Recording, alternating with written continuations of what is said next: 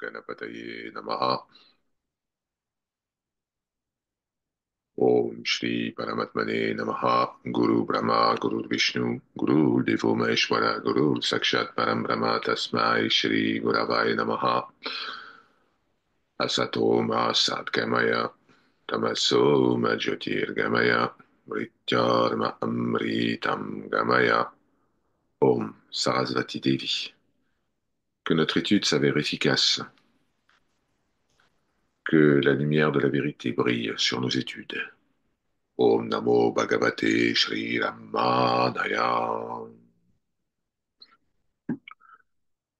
Chers amis, aujourd'hui nous étudions le verset 32 du poème philosophique La réalité en 40 versets, rédigé par Sri Ramana Maharshi en 1928 à la demande insistante de son disciple Sri Muruganar. Dans le verset 32, Sri Ramana dit: bien que les Védas disent Tattvamasi, ne pas enquêter sur notre véritable nature et se contenter de répéter Je suis cela n'est qu'une distraction mentale. Même si les Védas proclament Tattvamasi, ces faiblesses d'esprit de ne pas enquêter sur la nature du soi seul existant et de continuer à penser que je suis ceci et pas cela. La grande parole des Upanishads, Tattvamasi, fait référence à Brahman, Satchit Ananda. Tat, c'est Brahman. Le mot utilisé par Sri Ramana pour parler des Védas est Meiregul, un mot tamil qui signifie caché, dissimulé. Selon Michael James, il y a deux raisons pour lesquelles les Védas sont appelés Meiregul. La première raison est que, durant longtemps, seuls les brahmines pouvaient accéder au texte des Védas. La seconde raison est que le sens profond des Védas est difficile d'accès, et ce sont les Upanishads qui les ont explicités. Sri Ramana fait référence à cela dans le verset 99 du poème Akshara Manamalai, la guirlande nuptiale de l'être pour Arunachala. Dans ce poème, il dit: Arunachala, par ta grâce, accorde-moi de comprendre le sens des Védas qui brille dans le Vedanta sans autre chose qu'eux-mêmes. La véritable signification des Védas ne se trouve pas dans les parties ritueliques, qui sont juste une introduction qui mène vers quelque chose de bien différent. Le sens caché des Védas est révélé dans les Upanishads, dans le Vedanta. La substance, l'essence des Védas est Brahman, le Tat de Tattvamasi. Alors regardons de plus près quelle est la signification de Tattvamasi. En général, Brahman est vu comme immense, lointain, difficile à atteindre. L'objectif des grandes paroles des Upanishads, Pragyanam Brahman par exemple, Ayam Atma Brahma, Aham Brahmasmi et bien sûr Tattvamasi, est de rappeler que Brahman n'est ni éloigné ni difficile à atteindre. Brahman est notre véritable nature. Quand l'Upanishad nous dit Tu es cela, il y a une invitation à se poser la question Qu'est-ce que cela? Bien sûr, le mental ne pourra jamais répondre de manière définitive.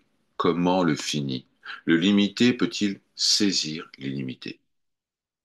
Le simple fait de se poser la question dissout celui qui croit la poser.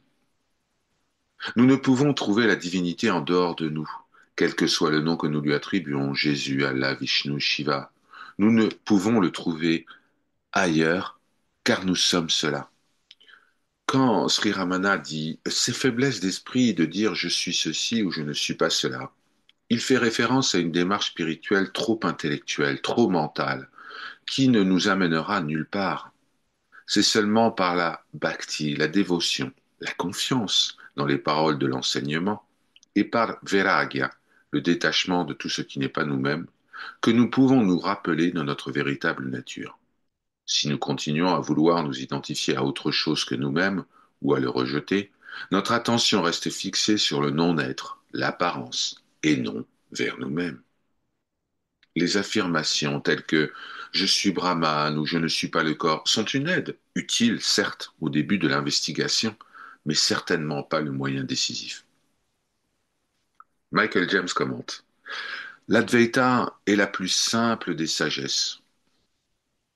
Où est ce qui peut être plus simple que un? Dès qu'il y a deux, les problèmes commencent. Le message clé de l'Advaita est Ekam, Ewa, Advityam. Un sans second. Y a-t-il un enseignement plus simple? Cette simplicité est perdue parce que l'esprit humain est pétri de désirs multiples et parfois contradictoires. Tant qu'il y a des désirs, nous ne pourrons pas être tranquilles, comme l'ours Balou dans le livre de la jungle. Il nous faut, au contraire, chanter Il en faut peu pour être heureux. Nous allons toujours essayer de compliquer ce qui a toujours été simple. Les enseignements de Sri Ramana apparaissent trop simples pour beaucoup, qui se disent Mais non, ça ne peut pas être ça. Il y a sûrement une méthode plus sophistiquée en 27 étapes. Dans ce verset, Sri Ramana rappelle que ce que nous cherchons est déjà et toujours calmement installé dans notre cœur en tant que je suis je. Si nous voulons vraiment, oui, vraiment connaître le Seigneur, nous pouvons le faire ici et maintenant, parce que le Seigneur n'est autre que nous-mêmes. Mais pour faire cela, il nous faut déposer cette croyance que je suis une personne, qu'il y a autre chose que le Seigneur. La seule façon de déposer cela est de tourner constamment notre attention vers ce qui croit être une personne et constater son caractère totalement imaginaire. Par sa grâce, Ali Om Tat Sat, ceci est parole de vérité.